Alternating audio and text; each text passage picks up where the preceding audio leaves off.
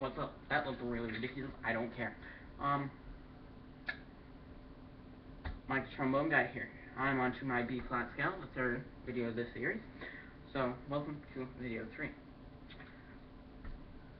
Still got my next trombone, as I have promised, that I will have for both the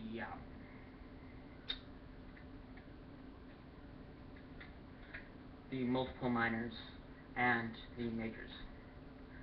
So, today, is still the same day that I did my C and F scales. I am going to try to work my hardest to get every single one of these videos to you as best as I can. So, let's just get on with this video, right? And this could possibly... Actually, no. I'm just going to do 2 octaves. I was going to say 3, but I haven't been able to get it all day. So, here you go with 2 octaves.